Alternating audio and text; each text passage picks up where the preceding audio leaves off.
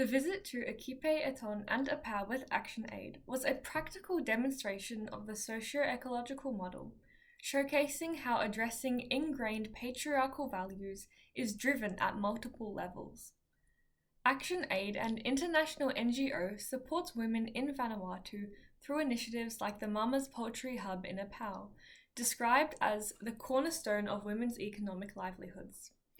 This program equips women with resources and skills to generate income, a significant achievement in a society where many communities perceive women as a baby machine maker.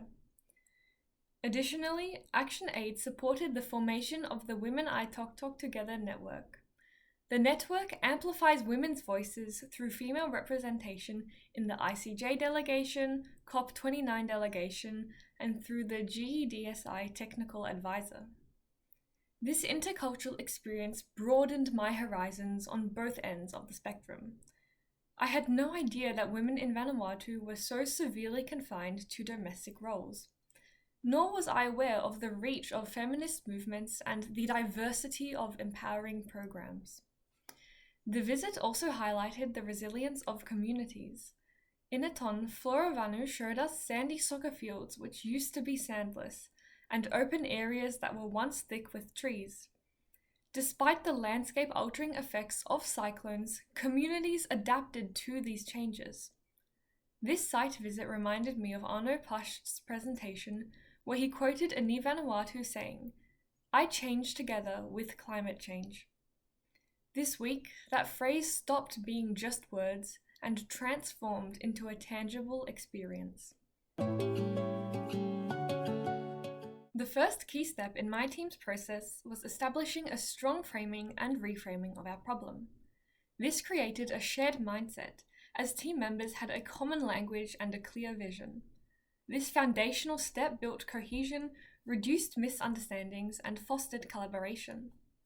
The questions were subsequently divided up, and the team met daily to provide progress updates, exchange feedback, and set goals.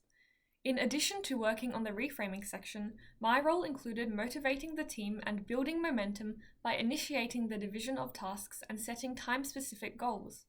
This ensured we stayed on track. The largest challenge we faced was creating the reframe statement. As expected with interdisciplinary teams, the variety inherent in everyone's thinking resulted in multiple options for the reframed statement.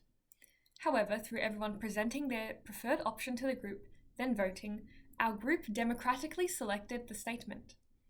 I realized that although interdisciplinarity caused discord, it ultimately leveraged different perspectives to foster innovative ideas and resulted in a superior reframed statement.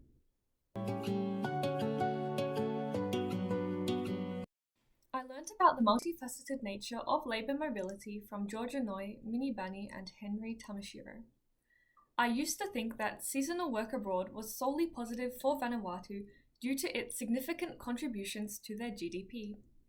However, I learned that this program also leads to detrimental social and cultural consequences. The absence of husbands places additional burdens on women, and separation can strain familial connections and undermine communal ties. Thus, labour mobility is not just about economic growth. It is intertwined with the socio-cultural fabric of communities. Sanitation became a meaningful issue to me after Lee van der Merwe's presentation. To be frank, I had never really deeply thought about sanitation. However, Lee highlighted that sanitation in Vanuatu is impacted by climate change. Flooding overwhelms sanitation systems, leading to an increased risk of disease. This reinforced on a personal level that climate change is a complex web of interconnected factors, highlighting the need for holistic solutions that consider both environmental and infrastructural factors. A key skill I developed was learning to be more flexible in teamwork, especially when it came to managing deadlines. There were times when field trips ran longer than anticipated and the team was tired. I realized that reworking deadlines was way more effective than sticking rigidly to the original plan.